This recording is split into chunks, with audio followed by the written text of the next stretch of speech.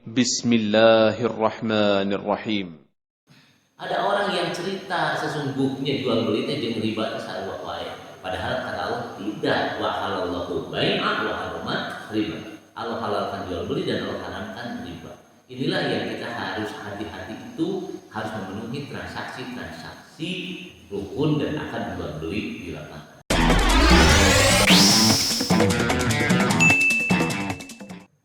Bismillahirrahmanirrahim. Assalamualaikum warahmatullahi wabarakatuh.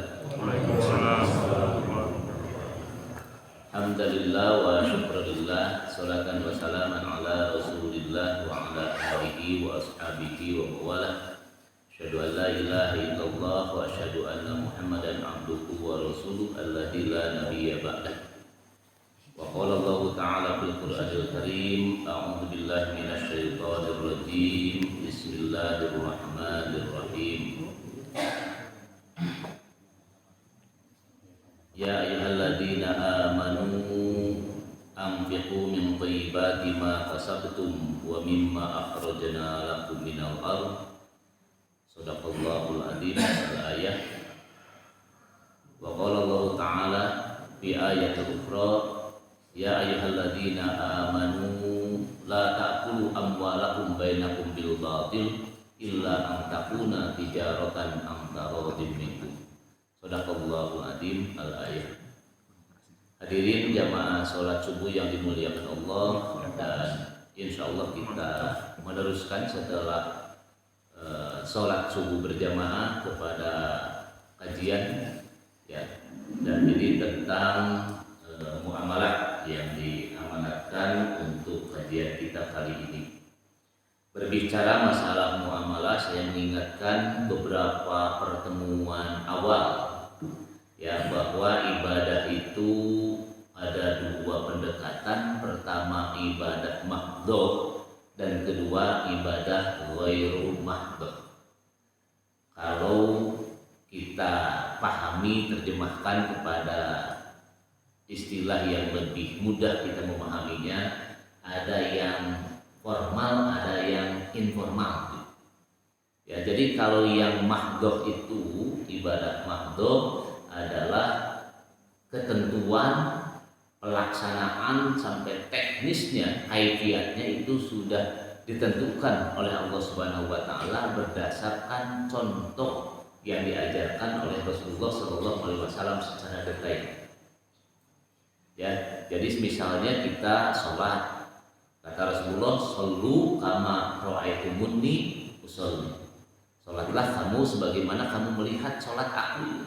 Jadi kita tidak boleh melakukan metode sholat itu selain yang diajarkan oleh Rasulullah. Nah, sedangkan ibadah ghairu mahdhah adalah ibadah yang teknis pelaksanaannya diserahkan kepada kita. Nah, tetapi ketentuan-ketentuan itu sudah juga diberikan oleh Rasulullah SAW secara garis besar. Tapi teknisnya itu diserahkan kepada kita. Contoh nikah. Nikah itu perintah agama. Nikah itu bukan kita yang mengada-ada, bukan peraturan negara, bukan misalnya karena malu sama tetangga, bukan. Nikah itu perintah agama. Nah, cuma nikah dengan siapa, kapan nikah, mau nangkap apa-apa, aset wahid yang menikah, nah kira-kira begitu, itu bebas. Nah, tidak ditentukan. Nah, jadi berbeda dengan sholat. Kalau sholat itu subuh 2 rakaat, ya duhur 4 rakaat. Dalam hitungan 1 rakaat itu ya terdiri dari mulai takbiratul ihram, ya bacaan Al-Fatihah, bacaan suratnya itu sunnah, nanti ada ruku, ada sujud, itu semuanya menjadi rukun. Nah, oleh karena itu yang tidak memenuhi rukun-rukun itu tidak dinyatakan sah sebagai ibadah sholat dalam pengertian tadi ibadah mahdhah. Nah, Bapak dan Ibu yang dirahmati Allah, pada pertemuan sebelumnya saya sudah cerita banyak ini tentang macam-macam akad. Dan pada waktu itu juga sudah saya sampaikan apa yang dimaksud dengan akad. Ingat, saya review sebentar bahwa akad itu adalah ikatan antara satu pihak dengan pihak lain. Walaupun pada pembahasan yang lalu saya menyampaikan ada ulama yang berpendapat bahwa akad itu bisa saja satu pihak, gitu. Ya, bisa saja satu pihak. Nah, ini review, mudah-mudahan tidak lupa karena 1 bulan lebih ya Pak Lukman di online kita.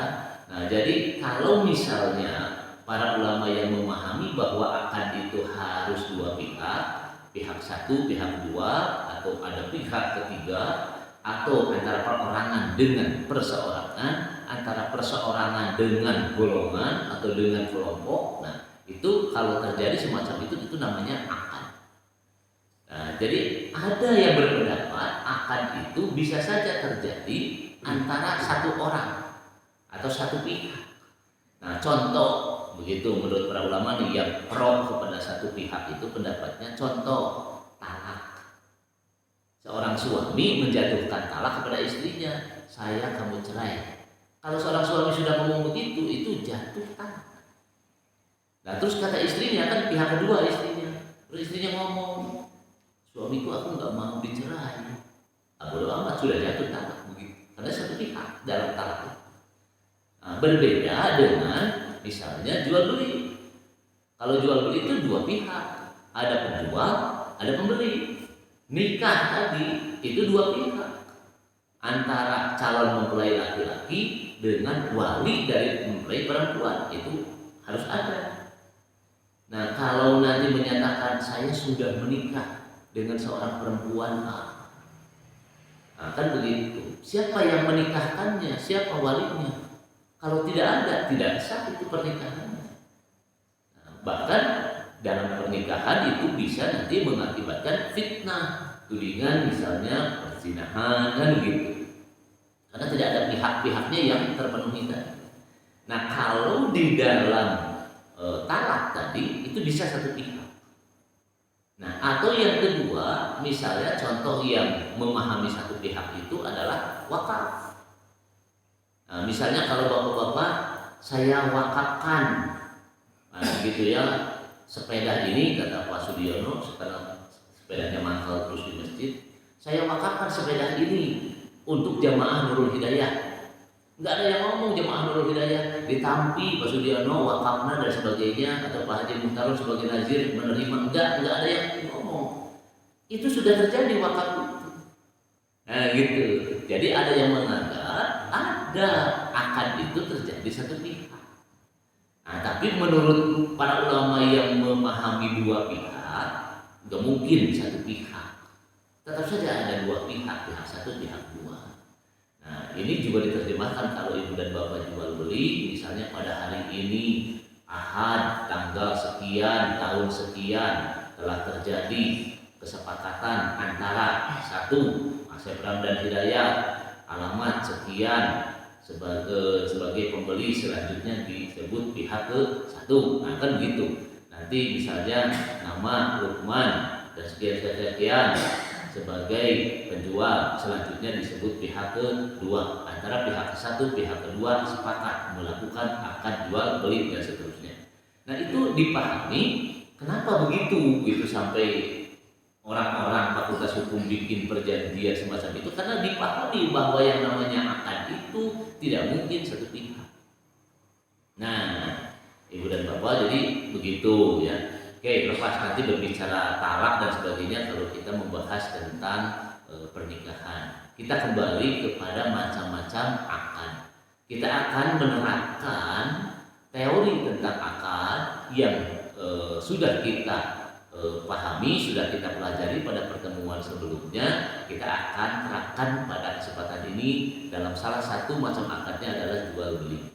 Nah, ingat bahwa berbicara tentang rukun akad saja ada dua versi yang pernah saya sampaikan, antara pendapat Imam Syafi'i dengan pendapatnya Imam Hanafi. Nah, kalau pendapatnya Imam Syafi'i, akad itu ada 3 rukunnya. Jadi teori akadnya harus dipegang oleh kita. Karena ini nanti semua akad dalam kehidupan kita itu bersandar ke sini. Nah, dari mana Imam Syafi'i itu menerapkan tentang akad? Dasarnya adalah surat An-Nisa 29 tadi. Ya ayyuhalladzina amanu la ta'kulu amwalakum bainakum bil batil. Wahai orang-orang yang beriman, janganlah kamu sekalian memakan harta di antara kamu itu bil batil, dengan cara yang batal, yang tidak benar begitu. Nah, illa antakuna tijaratan antara minkum, kecuali kamu mendapatkan harta tadi yang dimakan itu melalui jalan tijarah, jalan berniaga, melalui jalan bisnis. Itu antara minkum, yang dilakukan secara ridho sama ridho di antara kamu. Nah, ini menerjemahkan ridho. Nah, kalau kajian tafsirnya nanti Pak Ustadz Gazi, ya, dan saya baru baca WA malam, ini Pak Dadi sakit katanya, mudah-mudahan disembuhkan oleh Allah Subhanahu Wa Taala. Dan insya Allah disehatkan kembali. Walaupun saya belum tahu sakitnya apa, pokoknya ramenya dari sakit gitu saya. Mudah-mudahan disembuhkan insya Allah. Allahumma rabbana. Nah, jadi Bapak dan Ibu semacam itu. Jadi kalau saya memahami dalam kajian fikih muamalah, Imam Syafi'i itu ingin menerjemahkan antara minkum, supaya jual beli itu dilakukan secara ridho sama ridho. Ya, secara ridho sama ridho. Bagaimana ridho itu gitu Pak? Standarnya ridho itu harus terpenuhi. Nah, untuk bisa memenuhi ridho itu dalam jual beli, maka muncullah rukun akad. Nah, menurut Imam Syafi'i rukun akad itu ada 3. Ingat, ini kita masih review. Rukun akad itu ada 3. 1, akid, orang-orang yang berakad. 2, ma'qud alaih, menyangkut harta, benda, plus juga harga. Itu harus ada itu menurut Imam Syafi'i. Yang ketiga itu baru syigot akad. Apa yang dimaksud dengan syigot akad? Bahasa akad. Nah, itu kita terjemahkan dalam ijab dan qabul. Gitu. Nah, menurut Imam Hanafi cukup 2 saja rukun akad itu. 1 ijab, 2 qabul.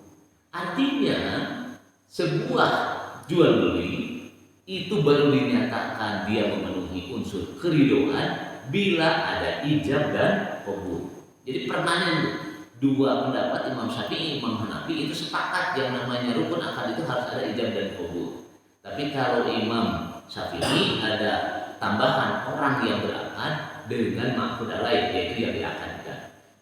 Nah, Ibu dan Bapak jemaah yang dirahmati Allah, nah inilah yang akan kita implementasikan macam-macam akad ini berdasarkan teori akad yang sudah kita pelajari kepada jual beli. Jadi jual beli itu merupakan salah satu kasus dari akad.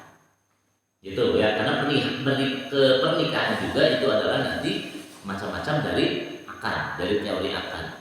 Jadi kenapa di dalam pernikahan kita harus ada orang? Nah gitu, itu yang dipakai berarti rukun akadnya Imam Syafi'i. Harus ada orang, harus ada ma'qud alaih, ada barang. Ya, walaupun kita tidak menyamakan bahwa perempuan yang diakadkan dalam pernikahan itu dengan barang, ya, karena yang berakadnya calon mempelai laki-laki dengan bapak dari calon mempelai perempuan atau wali. Nah, jadi ini ada harga gitu. Nah, harganya kalau dalam pernikahan contohnya adalah itu mahar, mas kawin gitu ya. Nah, baru ijab qabul. Nah, teori ijab qabul, ingat teori ijab qabul Imam Syafi'i juga dengan Imam Hanafi berbeda. Begitu. Imam Syafi'i menyebutkan bahwa ijab adalah orang yang mempunyai barang, sedangkan qabul orang yang menerima barang. Makanya kalau ibu bapak transaksinya, maka ia yang ngakeun barangna. Terus yang satu lagi menjawab, abdi nampi ieu barangna mudah-mudahan manfaat. Nah, kalau itu transaksi jual belinya seperti itu dipahami oleh Imam Syafi'i, maka yang ijab itu adalah yang punya barang, yang menerima barang adalah yang qabul. Berbeda dengan versinya Imam Hanafi. Kalau Imam Hanafi, tidak peduli siapa itu penerima barang atau yang punya barang, Yang penting siapa yang ngomong duluan itu adalah ijab, yang ngomong belakangan itu adalah qabul. Nah, jadi kalau yang ngomong duluan siapa saja, bisa pihak penjual, bisa pihak pembeli. Misal kalau saya dengan Pak Lukman jual beli HP, misalnya Pak Lukman melihat HP saya bagus, Pak Lukman yang ngomong duluan, Pak HP-nya bagus, beli dong sama saya. Kan saya tidak menawarkan yang punya barang. Kata saya, asal kehantos. Nah kan begitu, muncullah harga dan sebagainya, tawar menawar dan sebagainya. Akhirnya setelah itu kita sepakat, maka karena yang ngomong duluan, yang berbicara duluan itu dalam transaksi adalah Pak Lukman, yang suka terhadap barang saya, maka Pak Lukman itu adalah ijab, saya qabul yang mulia. Gitu, itu menurut Imam Hanafi. Nah itu pasti tidak berlaku dalam pemahamannya Imam Syafi'i. Karena Imam Syafi'i tadi ijabnya adalah yang punya barang, qabul yang menerima barang. Oke, itu landasan-landasan tentang teori akad sampai ijab qabul untuk menerjemahkan antarodin minkum, surat An-Nisa 29. Ya, untuk menerjemahkan bahwa bisnis jual beli itu harus memenuhi unsur ridho sama ridho. Nah, awas nanti jangan diterjemahkan ridho sama ridho itu sampai urusan misalnya di dalam utang piutang. Kata Pak Haji Firman, Pak Syed namun atos 1 juta, mana? Tapi ini bapak nggak wih kena ke abis 1.100.000. Punya biasa ada abis di priyogi, ya. Mana bahasanya? Dan itu diterjemahkan dari ridho. Padahal itu tetap nanti goresannya riba. Begitu. Jadi bukan begitu. Ridho sama ridho itu ada tersebut ridho sama ridho bios, tidak bisa. Ada teori-teori tertentu yang harus terpenuhi dan itu yang tidak boleh begitu. Nah, Ibu dan Bapak, klik kembali kita ya kepada bahasan kali ini adalah tentang jual beli ya. Nah, tentang jual beli. Mohon maaf saya tidak menayangkan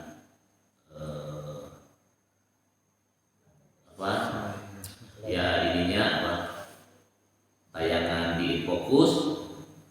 Saya kira Pak Lukman ada, jadi saya tidak minggir dulu ke Pak Firman, padahal Pak Firman ada. Ya, gak apa-apa. Jadi ini jual beli, contohnya. Jual beli itu apa? Nah kan begitu. Karena orang tidak bisa menghindar dalam kehidupan itu jual beli. Baik itu ahli bisnis, ahli usaha, atau yang bukan ahli usaha, dia pasti itu akan terkena, akan masuk kepada jual beli. Ya, setidaknya untuk memenuhi kebutuhan sendiri. Ibu dan Bapak, kalau dulu kita di desa, di kampung, ya jual beli itu terbatas. Ada orang hobi nanti ternak ayam, begitu. Tidak sempat dia ke sawah ngurus ayam, ngurus domba, kira-kira begitu kalau di lembur. Nah, ada juga orang yang senantiasa ke sawah begitu atau ke ladang, nanam padi, nanam jagung dan sebagainya, pokoknya mah tatanen. Nah, tapi dia kan tidak punya yang lain. Jadi pada dasarnya kebutuhan manusia itu banyak, tapi kemampuannya terbatas. Gitu kan? Dasar kehidupan itu begitu. Kebutuhan manusia itu banyak, tapi kemampuan terbatas.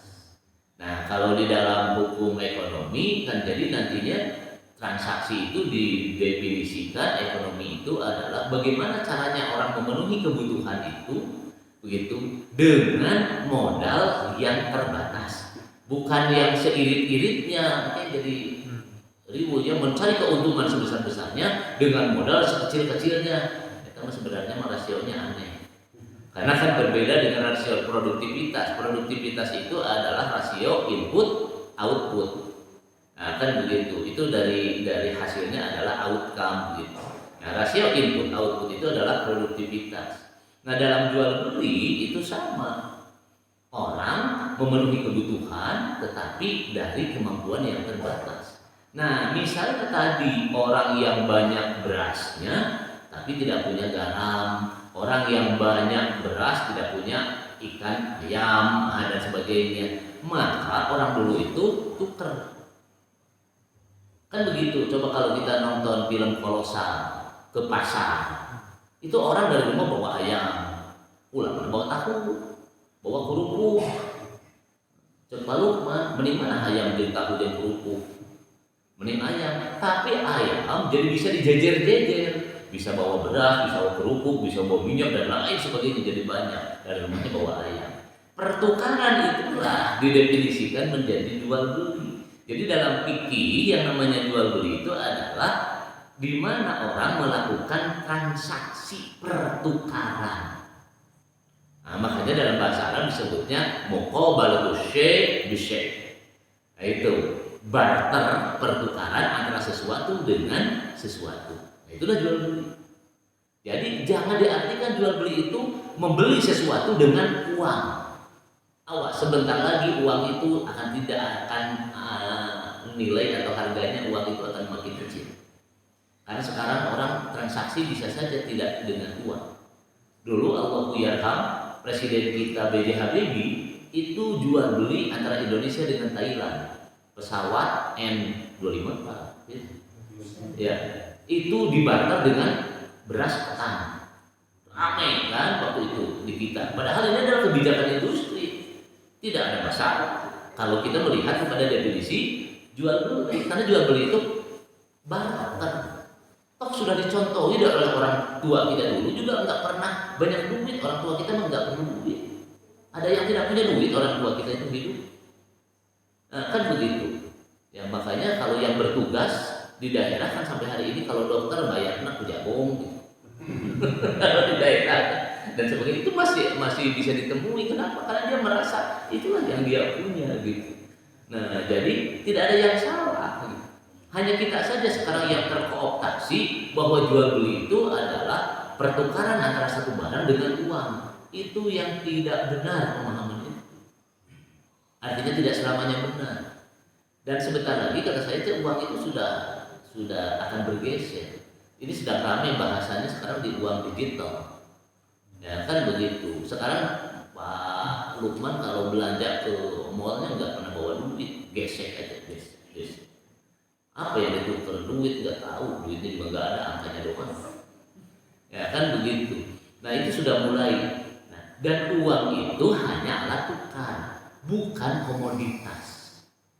Ini nanti ada perbedaan perlakuan. Kalau dalam ekonomi kapital, basicnya bahwa uang itu adalah bahwa uang itu adalah kapital, ya uang itu komoditas.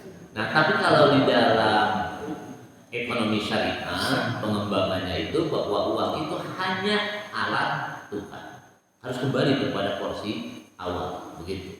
Ya, nah, uang itu hanya alat tukar.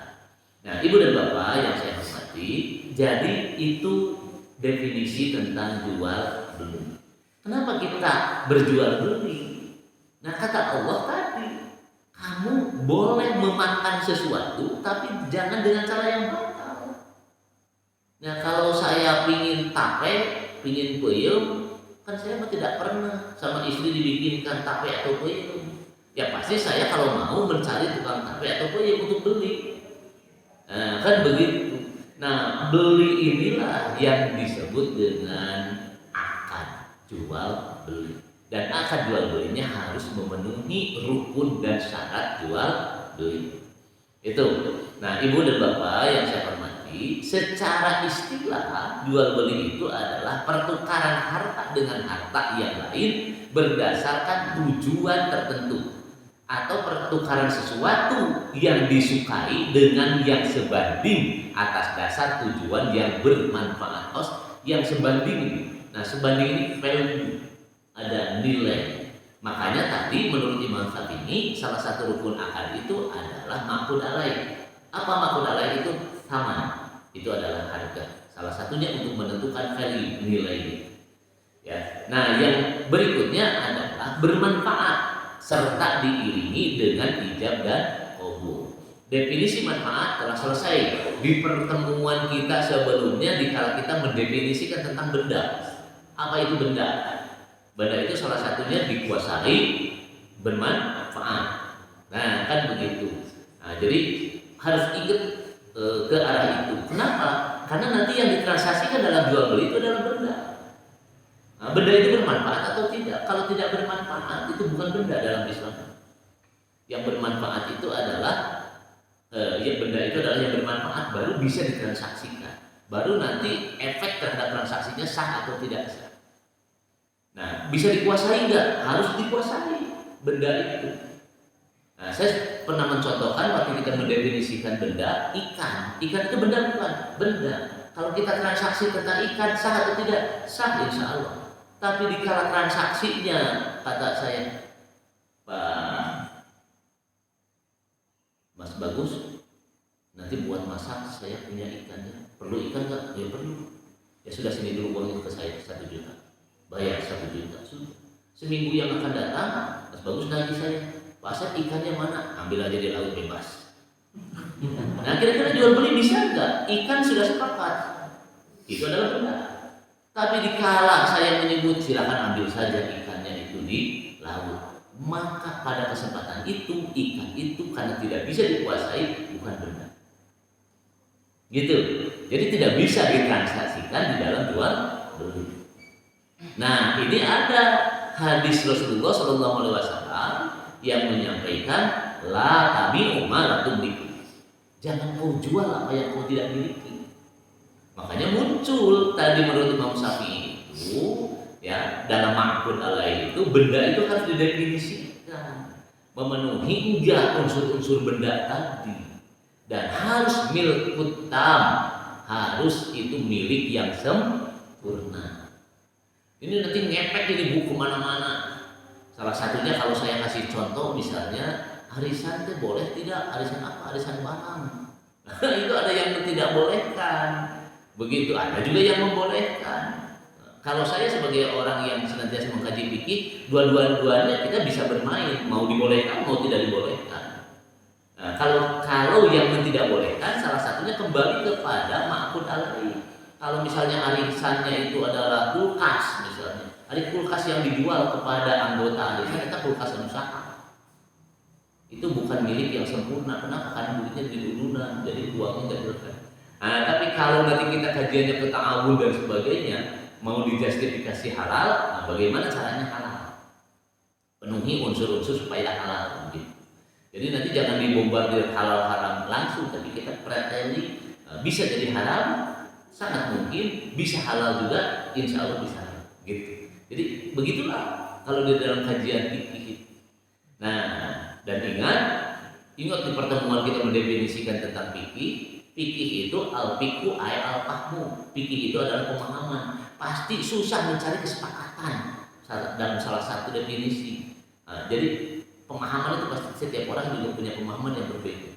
Tapi harus kembali untuk bisa menghalalkan dalam kasus jual beli kembali kepada rukun akad. Nah, Ibu dan Bapak, jadi itu adalah jual beli. Sudahlah definisinya saya lewat dulu. Nah, dasar hukumnya tentang jual beli itu tadi surat An-Nisa ayat 29. Ya, Al-Baqarah 275. Nah, jadi itu dasar hukumnya. Ya ayyuhalladzina amanu la ta'kulu amwalakum bainakum bil batil illa an takuna tijaratan am taradin minkum. Untuk memenuhi unsur keridhaan tadi. Ya, muncullah jual beli. Bagaimana jual beli yang sah yang diterima itu? Inilah yang harus menjadi kajian kita. Nah, begitupun surat Al-Baqarah. Boleh jual beli dan Allah membolehkan jual beli, tapi tidak boleh terjebak di dalam keharaman riba. Begitu ya. Kenapa? Karena di masa-masa awal zaman Rasulullah waktu itu menerima ayat tentang riba dengan jual beli ini, masih ada orang yang cerita, jual beli yang riba masa baik.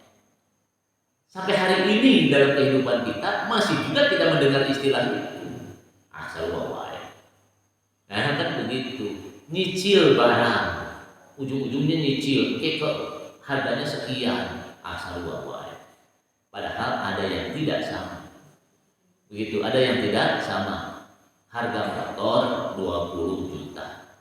Dicicil uang mukana 5 juta. Berarti nyicilnya seberapa? 15 juta. Dan begitu, 15 juta mau diambil berapa tahun, berapa bulan. Ada yang 3 tahun, ada bahkan kalau kendaraan sampai yang 5 tahun, 60 bulan berarti. Akan begitu. Nah, kalau yang namanya nyicil, berarti nyicil itu dari sisanya. Nah, ada juga yang sistem bunga. Yang sistem bunga, DP-nya misalnya lebih murah, nanti cicilannya sekian, pokok tambah bunga. Ujung-ujungnya kalau dikalkulasi 20 juta. Oke, muncullah bahasa sarua wae. Anu bunga jeung teu bunga sami wae. Padahal berbeda. Berbeda. Begitu. Kalau yang transaksi bunga pasti harga motornya itu di bawah 20 juta. Harga motornya misalnya 15 juta. Yang 5 jutanya itu adalah bunga yang nempel setiap kali cicilan dengan pokok. Ujungnya bisa 20 juta. Sama nilainya, tetapi teknisnya berbeda. Itulah yang disindir Allah, innamal bai'u mislul riba. Ada orang yang cerita sesungguhnya jual belinya jeung riba sarua wae. Padahal kata Allah tidak, wa halallahu bai'a wa harrama riba. Allah halalkan jual beli dan Allah haramkan riba. Inilah yang kita harus hati-hati, itu harus memenuhi transaksi-transaksi rukun dan akan jual beli di lapangan. Nah, ibu dan bapak yang saya hormati, hadis tentang dasar jual beli. Kenapa kita itu jual beli? Nah, Rasulullah SAW suatu waktu itu pernah ditanya oleh para sahabat. Nah, ini hadis dari Rifa'ah ini, ya, hadis dari Rifa'ah. Rasulullah ditanya Nabi SAW, ayyul kasbi atyab, ya Rasulullah, kasab apa yang paling bagus? Kata Rasulullah, yaitu kasab yang paling bagus. Tidak disebutkan jadi pegawai ini, jadi itu. Enggak, Rasulullah menjawabnya amalur rajulun biyadihi, yaitu sebuah upaya usaha yang dilakukan oleh tangan kita sendiri. Itu yang paling bagus. Nah, ini kan hasil karya sendiri. Dan ini stigma negara itu juga mengarah ke arah itu. Cintailah barang hasil produksi sendiri. Walaupun ini ternyata tidak mudah, memberikan jargon ke arah itu tidak mudah. Resep we upami ibu mah bapak anggo tas, ibu-ibu ieu mah impor. Keren kalau impor. Padahal kan made in Cibaduyut, made in Sukaregang, kan begitu.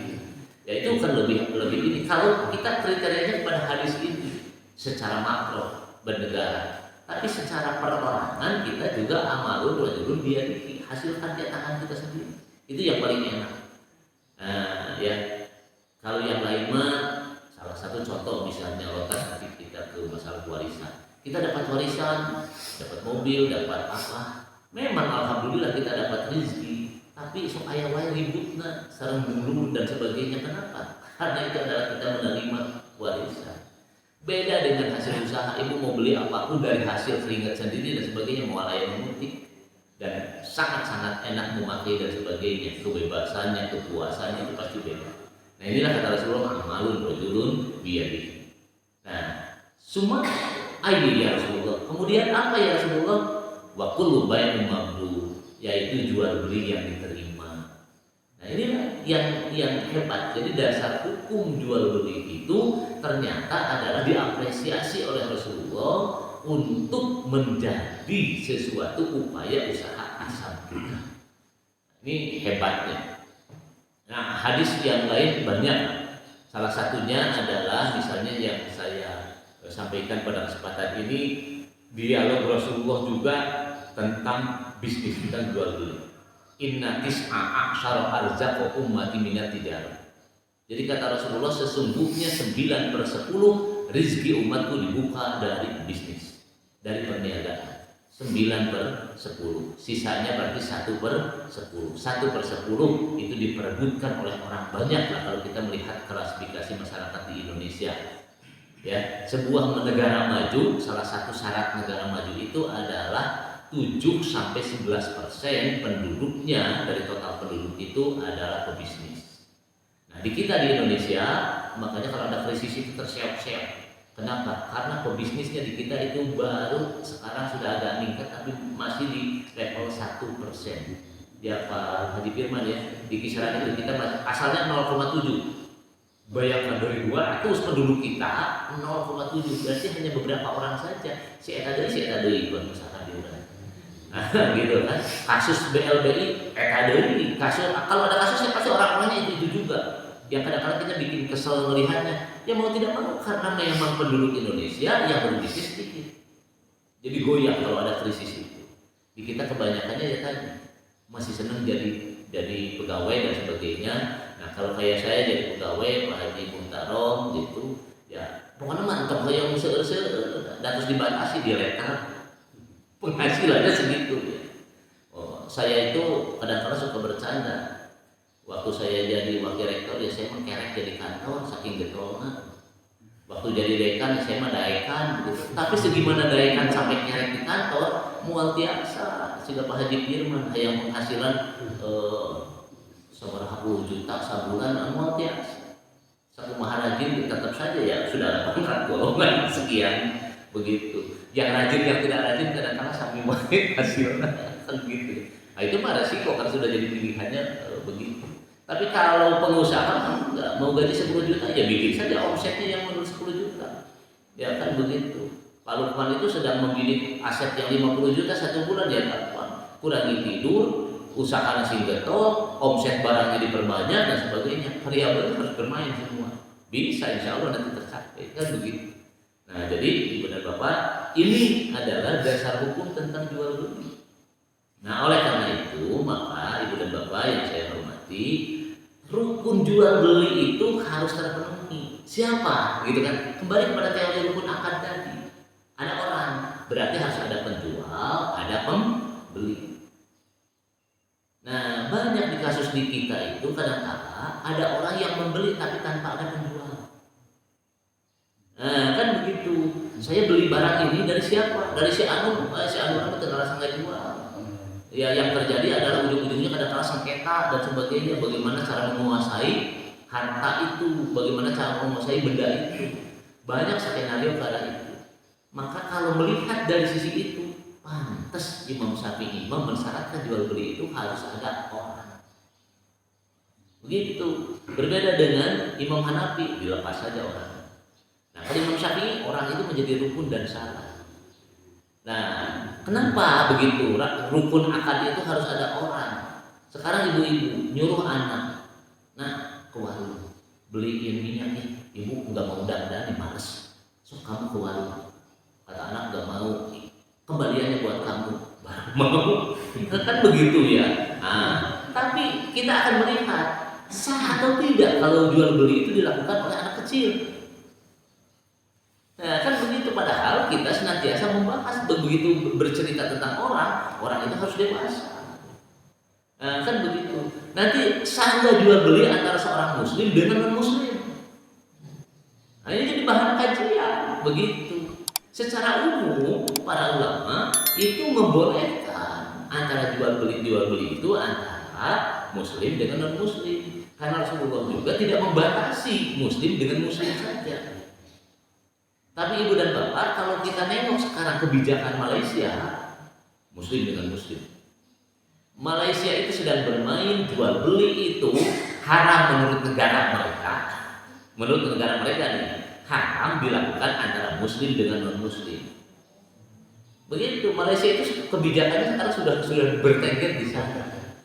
Begitu, makanya saudara kita itu agak kelihatan bergaya lah, nggak jago kalau di dalam perhelatan bisnis sekarang di internasional. Karena mereka levelnya sudah ke sana.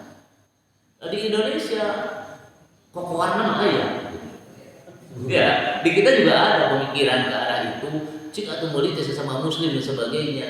Tapi kan masih kayaknya resep balanya ke Indomaret, ke Alfamart, ke Gria, ke Jogja, di kita mana Pramat daripada ke warung tetangga sebelah. Kita masih lah berpihaknya ke arah itu. Padahal kalau Indomaret saha gaduh, sudah jelas lah semuanya juga pada tahu. Partainya juga pasti tahu. Kan begitu. Nah jadi ini kalau Malaysia sudah diusahakan oleh negara yang jadi kebijakan negara muslim itu dengan muslim. ramai itu yang non muslimnya. Malaysia itu kan yang non muslim di sana sukunya India dengan China. Begitu. Ya, jadi China itu sudah mulai merangsak kemana-mana.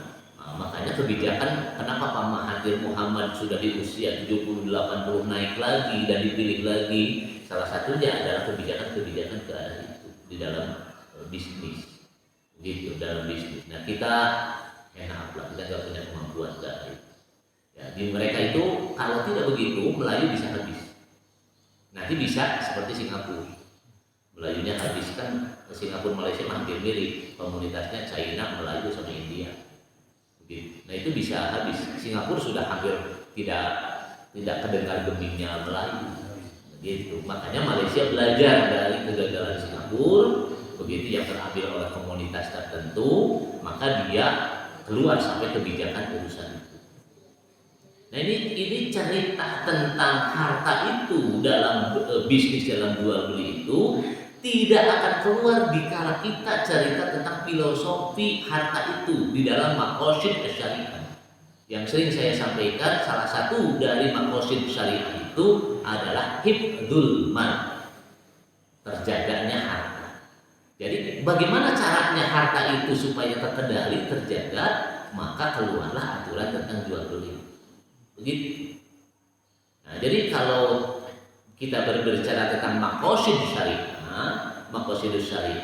salah satunya adalah hifdzul mal, itu adalah landasan filosofi.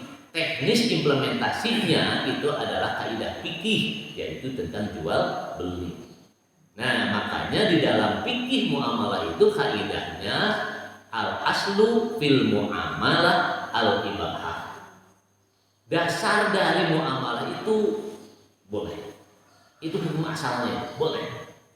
Jadi mau jual beli dengan siapapun boleh, mau jual beli barang apapun itu boleh. Jadi ini rukun akad tentang orang. Nah, jadi nanti ibu dan bapak, orang ini akan dikaji kalau berdasarkan rukun akad pendapatnya Imam Syafi'i. Nah, orang itu siapa? Itu harus terpenuhi dalam jual beli itu. Nah, tadi pertanyaannya anak kecil sah atau tidak sah kalau jual beli? Ya, kalau tidak sah, nanti kembali kepada ayat tadi. La taqulu amwalakum bainakum bil batil. Jangan kamu memakan sebuah makanan itu dengan cara yang batal. Kalau transaksi anak kecil itu dibatalkan, tidak sah, ibu nyuruh beli minyak, guru nyari kerupuk dan sebagainya, maka minyak kerupuk yang dimakan itu bisa jadi batil. Jadi berabainya ke sana gitu, kajian fikih. Nah, padahal kita sudah di-warning oleh Allah, jangan makan makanan dengan cara yang batal, kecuali dengan cara jual beli, dengan cara perniagaan. Nah, perniagaan harus benar gitu. Nah, supaya kalau yang pedagang dapat bati, kalau yang membeli dapat barang, semuanya dalam keadaan sah, dalam keadaan halal. Yang kedua, misalnya menyangkut orang, bagaimana hukumnya orang yang sakit? Contoh misalnya stroke, biasanya lios terus jual beli, sah itu. Nah, kan begitu. Nanti ada lagi contohnya bagaimana kalau orang terpaksa menjual. Ayat itu menjual beli terpaksa ada yang tidak antara itu. Punten Bapak Pak Sudiono, ini tanahnya dijual saja ke kami karena nanti akan dijadikan jalan raya. Enggak, saya mau punya tanah segini-gininya, pokoknya Bapak harus jual karena ini untuk kepentingan umum. Kalah, dijual. Setelah dijual, jelek gue jadi mall, kesel. Nah, kan begitu. Ada juga yang diancam. Ya, kalau beberapa tahun dulu, kalau ibu bapak masih ingat dan suka baca media koran, berdirinya Mall Gatot Subroto saja, salah satunya itu ada satu rumah ya dan sebagainya yang mungkin sampai hari ini masih tersisa dalam dan sebagainya, dia yang nggak mau jual. Dan itu sudah ramai, itu sudah ada sumbu kompor, sudah ada minyak berisi bahan bakar lah, jaringannya di atas rumah dan sebagainya, tapi sama yang punya rumahnya terus ketahuan dan sebagainya. Itu adalah model-model pemaksaan. Dan di Indonesia mah gambaran yang kayak gitu menjual contoh banyak. Ya banyak. kan begitu. Kalau saya ke mahasiswa suka kasih contohnya gini, HP kamu bagus, jual aja ke saya. Mau jadi jual mau lulus ya. Kan begitu. Ya budak takut, ya anak takut, supaya itu Pak, jual sekian. Nah, supaya lulus. Jual beli kayak gitu gimana? Boleh enggak? Nah, kan begitu. Jadi ini adalah tidak memenuhi unsur antara diminggu tadi tadi saya.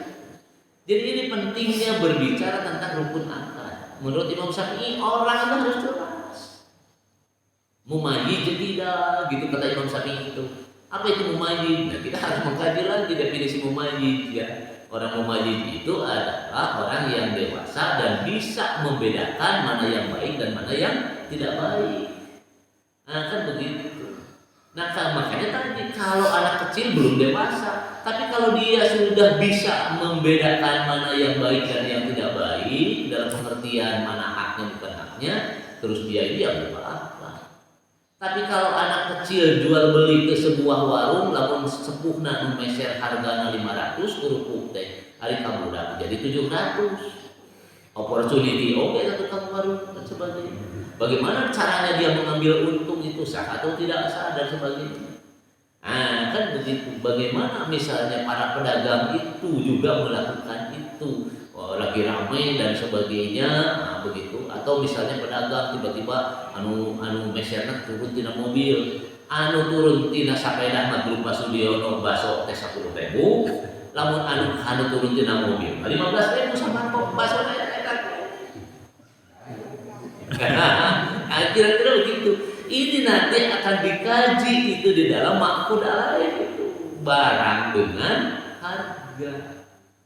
Nah, jadi Ibu dan Bapak, ini adalah tentang kajian jual beli. Jadi yang namanya jual beli itu harus memenuhi rukun dan syarat. Rukunnya salah satunya adalah ma'qud alaih, barang harus jelas. Nah, para ulama sepakat semua begitu. Ya, yang blok Imam Syafi'i harus jelas barangnya. Menurut Imam Hanafi nggak apa-apa, kembali saja kepada keumuman yang terjadi di sebuah masyarakat. Nah, jadi akhirnya begitu kembali. Nah, Ibu dan Bapak, misalnya sekarang kalau menurut Imam Syafi'i ma'qud alaih itu barang itu harus jelas. Secangkir kopi, Ibu meser kopi di warteg, beli kopinya di warung biasa di angkringan, ya 7.500 Mas Bagus jualnya. Tapi dikala Mas Bagus nanti naik levelnya mempunyai kafe, maka di kafe satu cangkir kopi 15.000. Kopi nak eta keneh Mas Bagus bisa ya gitu. Begitu nanti Mas Bagus bisnisnya sudah bisnis join dengan hotel, maka harga kopinya Mas Bagus sudah naik satu cangkir menjadi 25.000. Nah, kan begitu. Menurut Imam Hanafi halal semuanya, kembali kepada lazim atau tidak lazimnya. Begitu. Nah, menurut Imam Syafi'i kalau mau halal harganya dibuka. Nah, kan begitu. Jadi kalau kita mau ngopi itu sudah ada harganya. Jadi Ibu milih. Kalau Ibu sudah mesen terus sudah ada harganya, Ibu jangan bilang mau warung teh. Ya, jangan begitu. Orang udah ada list harganya. Artinya kalau sudah ada list harganya terus kita mesen, berarti kita setuju.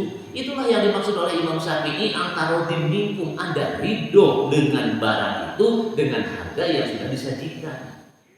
Nah, tinggal nanti ijab kabul begitu. Nah, yang tidak boleh itu menurut Imam Syafi'i tidak ada list harga. Terus yang beli juga tidak nanya harga. Pokoknya ngomongnya kopi. Kan begitu. Ya, yang tukang jualan bikin kopi. Begitu mau bayar sabaraha ceu? 15.000. Nah, 15.000. Ah, itu kata Imam Syafi'i yang tidak boleh. Nah, menurut Imam Hanafi sebenarnya sama. Menurut Imam Hanafi kalau misalnya dia itu tadi levelnya warteg, angkringan, 15.000 itu berarti tukang jualan ini cari kesempatan. Nah, kalau cari kesempatan itu dilakukan, maka dalam jual beli nanti hukumnya bisa penipuan. Nah kalau dia penipuan, kembali kepada hadis Rasulullah tadi, kullu bai'un mabrur, setiap jual beli yang diterima, maka pada posisi itu jual belinya tidak mabrur. Nah kan begitu. Padahal disampaikan oleh Rasulullah, nanti di akhirat akan ada kelompok orang-orang tertentu yang bersama denganku, kata Rasulullah. Orang soleh, syahid, kata Rasulullah kan begitu. Anak yatim. Nah, diselipkan oleh Rasulullah salah satunya, yaitu at-tajirus siddiq. Nah, yaitu para pebisnis yang jujur. Nah, para pebisnis yang jujur itu adalah yang bisnisnya diterima, yang mabrur. Nah, jadi kalau kita mau membersamai dengan Rasulullah nanti di yaumil akhir, posisi kita kebetulan jadi para pebisnis, jadilah para pebisnis yang jujur supaya nanti di akhirat nah, satu kelompok dengan Rasulullah. Nah, kan begitu. Jadi itu efek jauhnya dari jual beli itu. Kan sama sebenarnya, ini hanya ikhtiar kasab saja. Yang 9/10 kata Rasulullah itu di dalam bisnis. Nah kalau kita yang masuknya di kelompok 1/10 kayak saya pasti nggak senang. Jadi ini 1/10 pusara raya. Pemarsiono nggak ada pensiun, jadi 1/10. Hanya beda, wah aja. Nah kan begitu.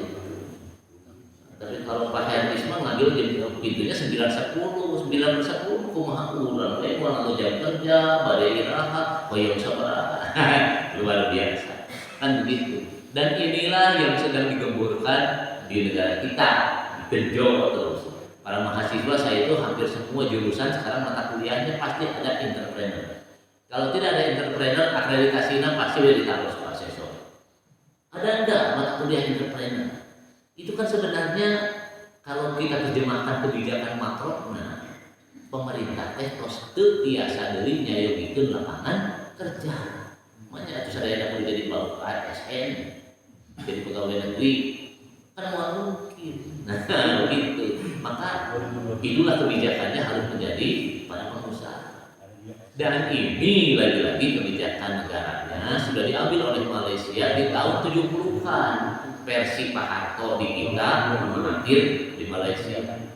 Yang sekolah di Indonesia itu ikatan dinas. Mun beres sekolah jadi pegawai negeri. Maka pahayong-hayong kuliahna di ikatan dinas. Kan gitu. Nah kalau Malaysia kebijakannya kuliah hanya ke Jerman kemana, balik jangan berharap jadi pegawai di negara.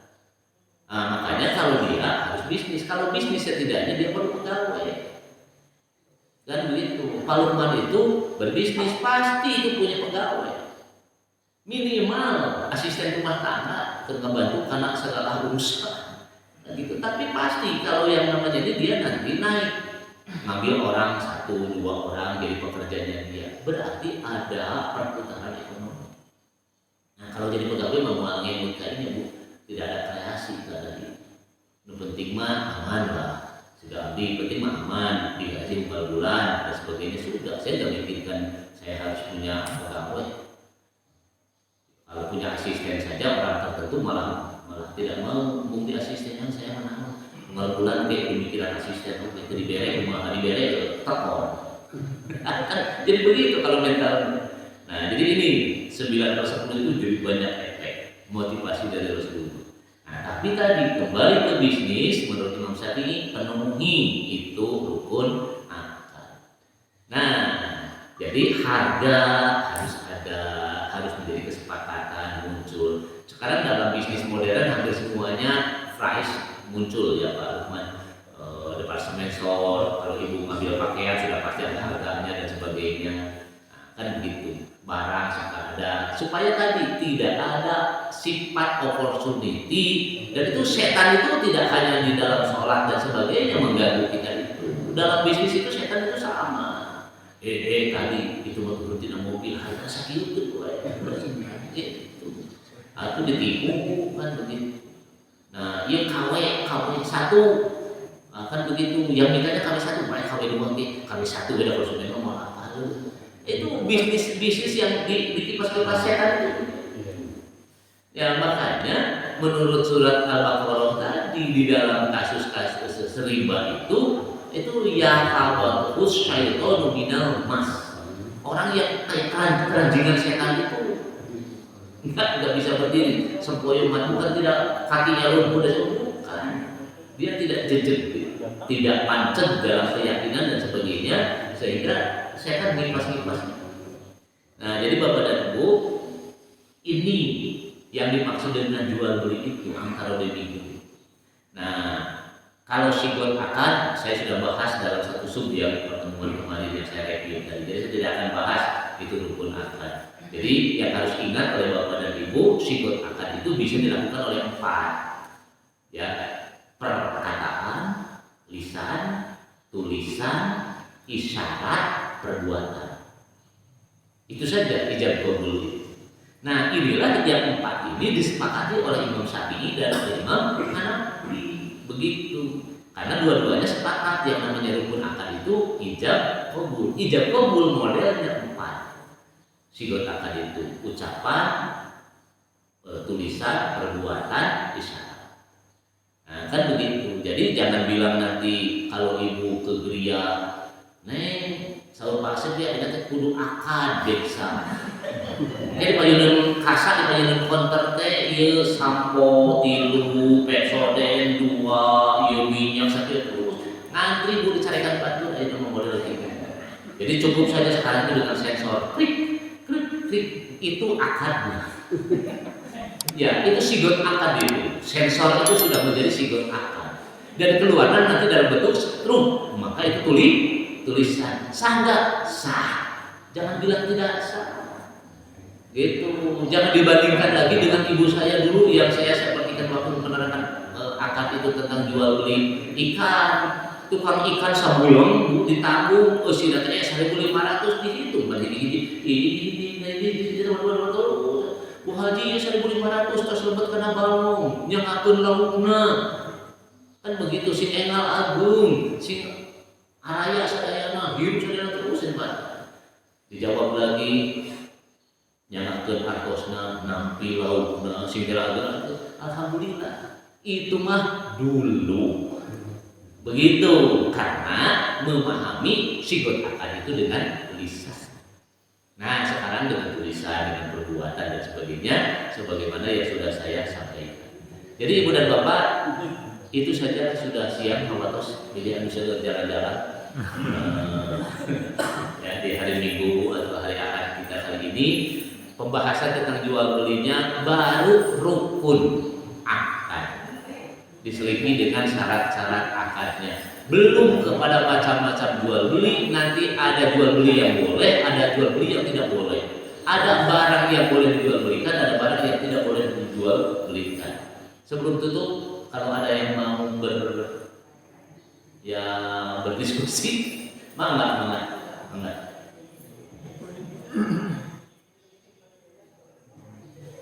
Kalau ada mangga.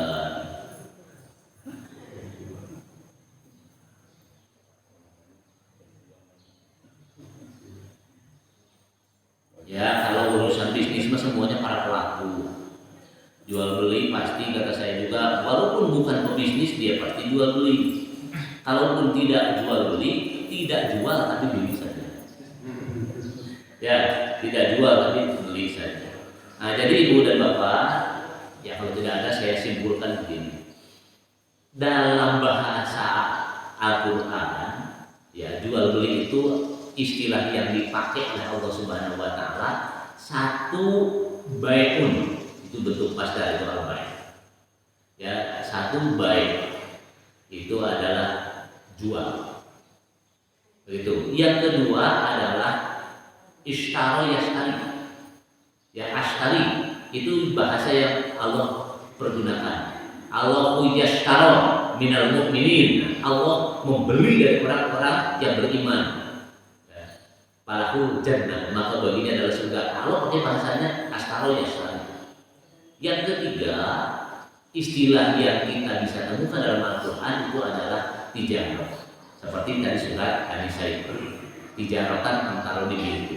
Jadi ada 3 yang bisa menggambarkan tentang bahasa, ya, transaksi atau jual beli yang ada di dalam Al-Quran. Jadi kadang-kala Allah pakai bahasanya al-bay', kadang-kala Allah pakai bahasanya ashtaro, yashtari, atau juga tijarah. Ini nanti ada perbedaan sedikit-sedikit. Gitu ya. Sama dengan misalnya apa itu bisnis, apa itu kegiatan ekonomi. Begitu. Kalau kegiatan ekonomi itu adalah tijarah. Ya, kalau kegiatan ekonomi itu adalah tijarah. Tapi kalau al-bay' wal mushtari itu adalah bisnis. Nah, jadi Ibu dan Bapak nanti definisinya tidak selamanya sama seperti definisi orang ekonomi gitu. Jadi kalau ekonomi tadi modal sedikit-dikitnya mencari keuntungan sebanyak-banyaknya. Maka suka ada yang berkelakar. Mah tuh mau modal kamu seetik-seetik tapi mencari keuntungan sebanyak-banyaknya. Kalau ekonomi itu kemungkinan orang melakukan kegiatan ekonomi walaupun itu rugi. Itu definisi dalam ekonomi. Tapi kalau definisi bisnis, satu, mencari keuntungan. Itu bisnis. Nah, dalam bahasa yang tadi, tijarah itu lebih kepada level kegiatan ekonomi. Tapi al-bay' wal mushtari lebih kepada kegiatan bisnis. Jadi kalau jual atau beli, al-bay' wal mushtari itu lebih levelnya kepada bisnis. Dia mencari keuntungan. Tapi kalau tijarah belum tentu begitu dalam perjalanannya itu dia mendapatkan keuntungan. Dalam bahasa kita juga ada kebaik takor oke asal sokor. Nah gitu ya. Baik tekor pasal sokor itu pasti suatu waktu dilakukan oleh pengusaha karena itu ada kegiatan ekonomi. Tapi kalau dia sudah klik dalam bisnis maka seolah-olah kamusnya haram rugi gitu ya. Kalau sudah haram rugi biasanya orang cari cara. Nah gitu cari cara. Nah inilah yang nanti akan kita bahas. Mencari keuntungan itu tidak boleh merugikan orang lain. Mencari keuntungan itu tidak boleh bertabrakan dengan aturan-aturan syariah. Maka akan ada bahasan tentang jual beli terlarang. Wallahu a'lam bishawab. Assalamualaikum warahmatullahi wabarakatuh.